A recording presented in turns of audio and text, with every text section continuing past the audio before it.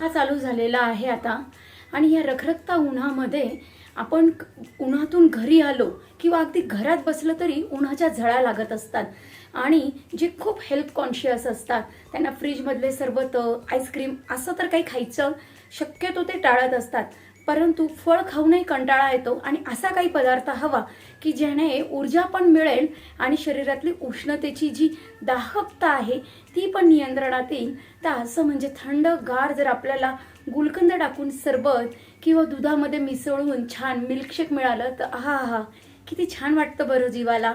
एक कल्पना करून बघा, किती सुंदर, जे मनाला छान थंडावा वाटतो तो आल्हाददायक जो गुण आहे त्यालाच आयुर्वेदामध्ये तृप्ती देणारा, शीतता देणारा जो गुणधर्म म्हटला जातो हा दुधामध्ये आहे, तसंच गुलाबामध्ये आहे आणि ह्याच गुलाबाच्या ह्या गुणधर्माचा उपयोग गुलकंदात करून घेतलेला आहे। आज गुलकंदाबद्दल मी एक छान आयुर्वेदिक माहिती सांगणार आहे। नमस्कार, मी आहे डॉक्टर मेघा अत्रे। हा गुलकंद हा शब्द आहे ना, हा पर्शियन अरेबिक शब्द आहे। गुल म्हणजे फुलं आणि कंद म्हणजे अरेबिक भाषेमध्ये स्वीटनेस म्हटला जातो। आयुर्वेदामध्ये मात्र फुलांचा लेह करणं याला गुलकंद म्हणतात। विविध फुलांचा लेह हा आयुर्वेदात करून औषध म्हणून वापरला जातो आणि त्याचे अगदी वेगवेगळ्या प्रकारचे फायदे पण असतात। त्यातला उन्हाळ्यात गुलाबाच्या फुलांचा जो लेह केला जातो तो म्हणजे गुलकंद। आता लेह म्हणजे काय की विशिष्ट औषधी यांच्यामध्ये साखर मिसळायची आणि त्याचा पाक करायचा। गुलकंदामध्ये एक वैशिष्ट्य असं आहे, आज तुम्हाला कुठेही बाजारात बघायला मिळेल किंवा इंटरनेटवर बघायला मिळेल की ओव्हनमध्ये तो पाक केला जातो, परंतु तसं नाही आहे। जे गुलाबाचे फुलं आहेत ना ते साखरेच्या संपर्कात येऊन आणि सूर्याच्या उष्णतेने फुलांमधलं जे महत्त्वाचं तेल आहे ते हळूहळू निघतं आणि त्यांचा एकमेकांसोबत उष्णतेने गुणधर्म येऊन एक लेह स्वरूपात, चाटण स्वरूपात तयार होतं। त्या पाकाला, त्या लेहाला गुलकंद असं आपण म्हणतो। या गुलकंदाला आयुर्वेदात रसायन म्हटलेलं आहे। रसायन म्हणजे असं कुठलंही औषध की जे शरीरातल्या पेशींची नवीन निर्मिती करायला फार उपयोगी आहेत। ह्या गुलकंदाचे फार फायदे आहेत। एक सगळ्यात म्हणजे उन्हाळ्याची किंवा कुठल्याही उष्णतेची दाहकता कमी करतं। ज्यांना पित्त प्रकृती आहे, ज्यांना उष्णतेचा नेहमी वारंवार त्रास होतो, त्या प्रत्येक ऋतूमध्ये लिमिटेड प्रमाणामध्ये गुलकंद खायला काहीच हरकत नाही आहे।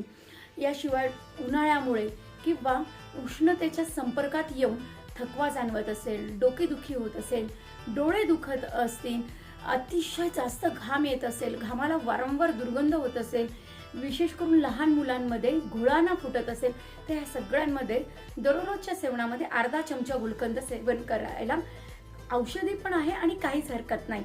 यामध्ये फायदा असा आहे की गुलाबामध्ये स्वतःच तुरट आणि मधुर रस आहे, ते पचायला मधुर रसाचं आहे, गुणाने शीतवीर्याचं आहे। यासोबत ते साखरेसोबत येतं। आपली रेग्युलर साखर नाही तर खडी साखर ही औषधी आहे, ती पित्ताचं शमन करते। त्यामुळे हे दोघंही एकत्रितरित्या पित्ताला शांत करतात। पण त्याचा दुसरा फायदा असा आहे की ते पित्ताला शांत करता करता पोटातल्या पचन संस्थेला देखील मदत करतं। ज्यांना अतिशय जास्त पित्ताच्या उष्णतेमुळे शौचाला म्हणजे संडासला खडा होतं, त्यांनी गुलकंद सेवन केल्यावर पोट मऊ साफ व्हायला देखील मदत होते। यासोबत त्यांनी चुरून मुरून खाणं पण आवश्यक आहे। याशिवाय गुलकंद उन्हाळ्यातच का सेवन करायला आवर्जून सांगतात त्यामागे 5 कारण आहे। एक म्हणजे उष्णतेचा शरीरातला समतोल राखायला गुलकंद मदत करतं, पोट साफ व्हायला करतं, हे 2 फायदे तर आपण बघितले। तिसरं असं आहे, उन्हाळ्यामधल्या रखरखत्या उन्हाने डिहायड्रेशन होऊन चांगली झोप येत नाही। गुलकंद जर रात्री दुधासोबत घेतलं, जेवण पचल्यानंतर 1 तासाने तर छान झोप यायला पण मदत होते। गुलकंद स्ट्रेसही कमी करतं। त्याच्यामध्ये काही अँटीऑक्सिडंट, अँटी इन्फ्लामेटरी असे घटक असतात की जे तुमच्या स्ट्रेसची लेवल कमी करायला देखील वापरतात। आरोमा थेरपीमध्ये गुलाबाचा खूप मोठ्या प्रमाणात वापर केला जातो। गुलाबाच्या सुगंधाने बऱ्याच जणांना खूप छान वाटायला लागतं, त्यामुळे गुलकंदाच्या वासाने देखील स्ट्रेस कमी होतो असं हे संशोधन सांगतं। ज्या स्त्रिया प्रेग्नंट असतात आणि प्रेग्नन्सीमध्ये रक्तदुष्टीमुळे आणि पित्ताच्या उष्णतेमुळे चेहऱ्यावर हळूहळू मेलाझ्मा डेव्हलप व्हायला लागतो, ज्याला बटरफ्लाय पॅचेस असं पण म्हणतात। गुलकंदाच्या नेहमी आणि नित्य सेवनाने हे जे आहे ते कमी होतात, स्वतः नियंत्रणात यायला पण मदत होते।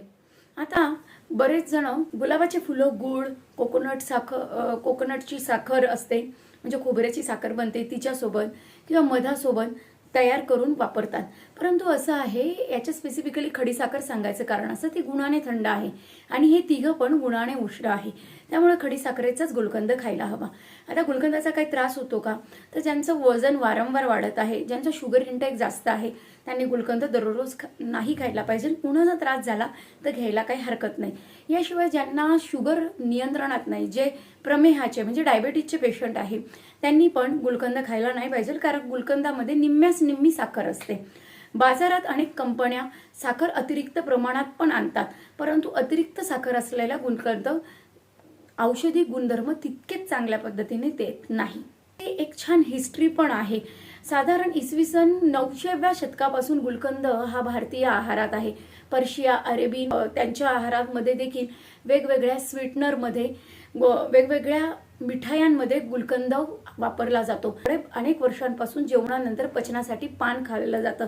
या पानाचा महत्त्वाचा घटक गुलकंद आहे. आता दह्यामध्ये, लस्सीमध्ये, श्रीखंडांमध्ये, अगदी कुल्फीमध्ये सुद्धा गुलकंद टाकून खायला जातो. गुलकंद फ्लेवर्डचे अनेक पदार्थ मिळतात आणि हा गुलकंद उन्हाळ्यात आवर्जून खाल्ला जातो. जर तुम्हाला हे सगळे काही फ्लेवर्ड नाही खाता आलं, नुसता चाखून जरी खाल्ला तरी सुद्धा गुलकंद तितकाच गुणकारी आहे. ज्यांना जंत आहे त्यांनी मात्र गुलकंद खाणं टाळलं पाहिजे. हा व्हिडिओ तुम्हाला कसा वाटला? तुम्हाला आवडला तर लाईक, शेअर, सबस्क्राईब करा. व्हिडिओ पूर्ण बघितल्याबद्दल धन्यवाद.